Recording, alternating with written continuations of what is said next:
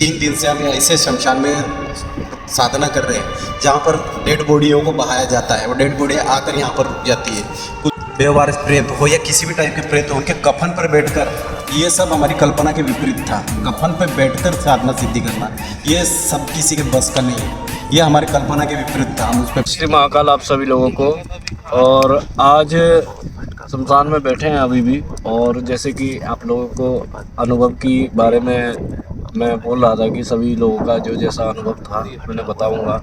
तो आज उन साधकों से उनका परिचय, कहाँ से आए थे, किस प्रकार से आए थे, कैसे आए, मेरे प्रति कैसे उनका मतलब भाव हुआ और आए माता की सेवा करने, और माता की किस प्रकार से सेवा की, क्या अनुभव रहा साधना में, क्या सारी चीज़ें, उस सारी चीज़ों को जानते हैं। तो सबसे पहले आप सभी लोगों को जय श्री महाकाल। जय श्री महाकाल। अपना नाम, अपना परिचय बताइए। मेरा नाम अशोक डंडूर है। मैं महाराष्ट्र गुजरात महाराष्ट्र बॉर्डर से आया हूँ। गुरु श्री 108 श्री काशीनाथ जी अघोरी जी महाराज, इनको मैंने गुरु धारण किया है। इनके सानिध्य में रहकर हमने 3 दिन का साधना शिविर पूरा किया है, और इसके बीच में हमको इतना अच्छा अनुभव हुआ है कि हमने कभी सपने में भी कल्पना नहीं की थी कि इस तरीके से हमारी साधना शिविर होगी। गुरु के रूप में हमें बड़े भाई भी मिले हैं, भगवान मिले हैं, ऐसा हमको मन में आता है। मैं धन्य करता हूँ मेरे बेटे को, जिसकी वजह से मैं गुरु जी के सानिध्य में आया।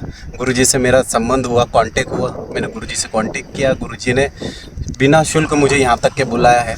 गुरु जी के साधना शिविर का 1 रुपया उन्होंने किसी से लिया नहीं है। सभी साधक गरीब है, कोई कैसे भी परिस्थिति से आए, लेकिन गुरु जी ने किसी से डिमांड नहीं किया है कि आप इस तरीके का पैसा दो, इतना दो, उतना दो।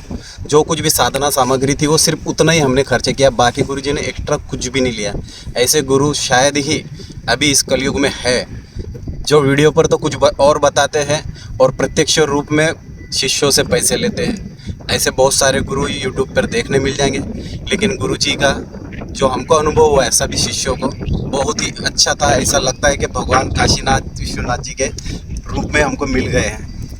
और साधना शिविर के बारे में तो इतना ही बोलना चाहूँगा कि हमारे लिए ये सब सीखना सिर्फ एक मन में कल्पना थी कि हम जाकर आगे अघोरी बनेंगे, ये सीखेंगे, अघोर पंथ को जानेंगे, लेकिन ये सब इतना कठिन होता है, ये तो हम प्रत्यक्ष रूप में जान पा रहे। 3 दिन से हम ऐसे शमशान में साधना कर रहे हैं जहाँ पर डेड बॉडियों को बहाया जाता है। वो डेड बॉडियाँ आकर यहाँ पर रुक जाती है।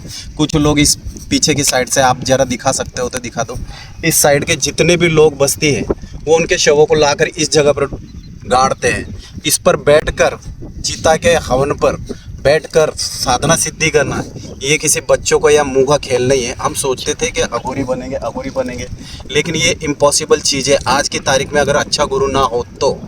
क्योंकि आजकल सभी नकली अघोरी घूम रहे हैं, ऐसा मेरा मानना है। जिनको साधना आती नहीं है, बस यूट्यूब पर ऐसी तरीके से उस तरीके से बरगलाने का काम कर रहे हैं। साधना सिद्धि बच्चों का खेल नहीं है, और वो भी अघोर पंथ। जब आदमी बैठता है तो रूह कांपने लग जाती है, ऐसा मन होता है जैसे कि घेरा तोड़कर भाग जाऊँ, कोई यमराज आ रहा है कि जान निकल जाएंगे, ऐसा मन होता है। हमारा भी हो रहा था, लेकिन गुरु जी के एक वचन पे हम पूरा टिके रहे। पूरी रात निकाल दी हमने कि बस बच्चा कुछ भी हो गए, माता आ जाए या भूत आ जाए या जिन आ जाए, घेरा तोड़कर जाना नहीं है। तो उसी वचन को ध्यान में रख के हमने गुरु जी पे विश्वास करके पूरे 3 दिन निकाल दिए, और हमको अनुभव बहुत अच्छे हुए हैं। गुरु जी के कहने अनुसार हम सबसे जो आप आए, जो अनुभव हुआ, उस अनुभव में से आप जो पहले दिन आए, आपको मतलब किस प्रकार आपको विश्वास था कि मैं इसमें सफल हो जाऊंगा? गुरुजी, विश्वास तो हम आए थे कि सफल होगा, लेकिन गुरुजी अगर उस तरीके से, गुरुजी का भी आशीर्वाद उसी तरीके से मिला कि भाई ये हमको सिखा सकते हैं तो मैं सीख जाऊंगा। बस गुरु ऐसे चाहिए, और जैसे आपसे मिले तो हमारा विश्वास पूरा बढ़ गया कि नहीं, अब तो हम जंग जीत लेंगे, हम इस सिद्धि को प्राप्त कर ही चुकेंगे, क्योंकि गुरुजी उस तरीके के मिल गए हमको। तो आपने जो वहाँ पे बैठे, जो साधना किए रात को, तो पहला दिन जब बैठे आपको कैसा लगा? भय लग रहा था कि नहीं लग रहा था, कि कैसे हो रहा था, मतलब वो चीज़ बताइए। सभी भाइयों से मैं इतना ही बोलना चाहूँगा कि भय तो हर किसी इंसान में पहली बार होता है, इतना भय होता है, चाहे वो कितना भी बड़ा पहलवान हो, रुस्तम हो, भय वो भी शमशान में बैठकर, वो भी जो बेवारिस प्रेत हो या किसी भी टाइप के प्रेत हो, उनके कफन पर बैठकर, ये सब हमारी कल्पना के विपरीत था। कफन पर बैठकर साधना सिद्धि करना ये सब किसी के बस का नहीं है, ये हमारी कल्पना के विपरीत था। हम उस पर बैठ के पूरी रात निकाले, सूर्यास्त से लेकर सूर्य उदय तक के हम बैठे। बहुत दिल कलेजा इतना बड़ा करके बैठे हम, लेकिन सब गुरु जी की कृपा थी, माता रानी की कृपा थी। आपको ये बताओ कि सबसे जो ज़्यादा डरावना चीज़ था 2 दिन में, पूरा तो अनुभव नहीं बताएंगे पर कुछ ना कुछ ऐसे बताएंगे जो आपके साथ घटित हुआ था, सबसे ज़्यादा डरावना क्या था? डरावना आवाज़ तो गुरुजी डर तो इतना ज़्यादा नहीं लग पाया शायद दूसरे साधकों के मुकाबले में। मेरा डर या मेरा कुछ अनुभव अलग था।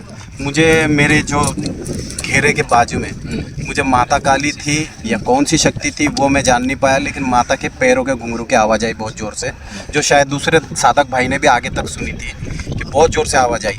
और जिस तरीके से काल भैरव जी के स्वान जो सवारी बोली जाती है, जो काले स्वान मेरे घेरे के बीच में पूरी रात साधना शुरू होने से लेकर साधना खत्म होने तक के स्वान की सवारी मेरे रक्षा में बैठे थे। उस अनुभव को मैं बोल ही नहीं सकता। मेरी फैमिली को, मेरी बीवी से मैंने बताया कि देखो ऐसे ऐसे मेरे ऊपर अनुभव हुआ। काल भैरव जी के मुझे साक्षात्कार हुए, काल भैरव जी ने मेरी रक्षा की, मुझे एक सांत्वना दी कि बेटा घबरा मत, डर मत, मैं तेरे पीछे हूँ। और स्वान ने कम से कम मुझे 3 से 4 बार जिस तरीके से उनकी भाषा में मुझे समझाया है कि बेटा घबरा मत, मैं भी हूँ तुम्हारे पीछे, तो उसी हिम्मत के दम पर मैं पूरी रात निकाल चुका हूँ। और साधना अनुभव बहुत अच्छा लग रहा है। आपने जो सिद्धि साधना में बैठे उसमें सफल हुए हो या असफल हुए? गुरुजी सब आपकी कृपा है। मैं तो इतना जानता हूँ कि मैं यहाँ से यशस्वी हो गया हूँ। बस आशीर्वाद आगे तक बने रहे कि सभी सिद्धियाँ मिल जाए। जो भी साधक होता है ना, तुम्हारे इष्ट के ऊपर तुम्हारा विश्वास नहीं रहता। जब जिस सिद्धि के लिए बैठे हो उन शक्तियों के ऊपर तुम्हारा जब तक विश्वास नहीं पड़ेगा ना, तब तक वो शक्तियों को कभी प्राप्त नहीं होगा। इसीलिए हर साधक को अपने शक्ति के प्रति अपने से भी ज़्यादा विश्वास होना बहुत ज़रूरी है। और बाकी तो और भी आगे की चीज़ें बताएंगे, सारे अनुभव नहीं बताया जाता और भी लोगों का हम लोग लेंगे अभी, क्योंकि देखो ये जो दुनिया समाज में ना ये चीज़ें बताना बहुत ज़रूरी है, क्योंकि तंत्र को ना बहुत गलत तरीके से लोगों का नज़रिया आ गया है। जी गुरुजी, जी गुरुजी। क्योंकि कुछ ऐसे लोग हैं जिसने तंत्र के नाम पे दुकान करके बैठे हैं।